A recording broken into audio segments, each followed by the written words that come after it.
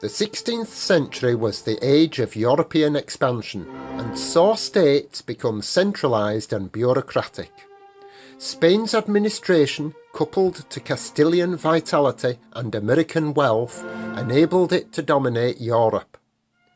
The 17th century saw a rising France clash with a declining Spain.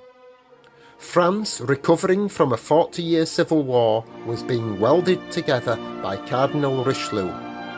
Spain was in decline, its administration fossilised, vitality sapped, and American wealth dwindling. Richelieu and Olivares were born within 2 years of each other. Both were driven by a consuming determination to impose order on an unruly world, and had no time for representative assemblies.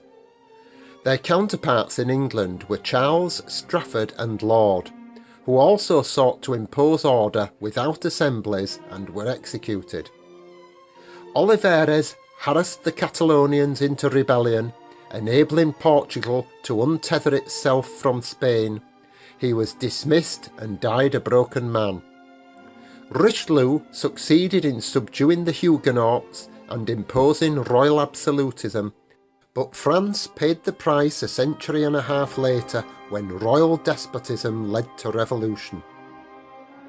Milton was 21 in 1629 when Charles began his 11-year tyranny, a project Strafford and Laud called Thorough, which ended with the Scottish Rebellion.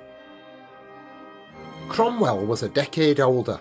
Both he and Milton believed the prophecies of Revelations and the Book of Daniel, millenarianism, that sometime after the birth of Christ, Satan was chained and locked in a pit. 1,000 years of blessedness follows, Antichrist is born, and upon reaching maturity releases Satan. Amid convulsions and shakings, Antichrist falls, Christ returns for the resurrection of the dead, the last judgment and the end of time. Milton was a republican and hated monarchy and any type of established church, whereas Cromwell wanted an end of tyranny and a return to the Elizabethan settlement.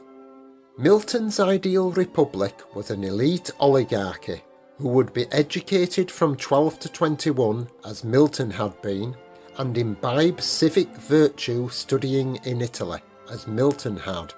In fact, they would be Milton monkeys.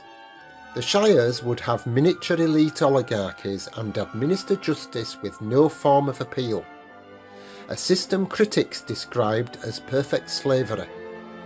Milton also opposed democracy and universal education. The Long Parliament convened in November, sent Strafford to the Tower, and invited Czech educationalist Comenius to visit. Unfortunately, the education programme was overtaken by events: civil war, revolution, regicide, republic, military despotism, anarchy, and finally restoration.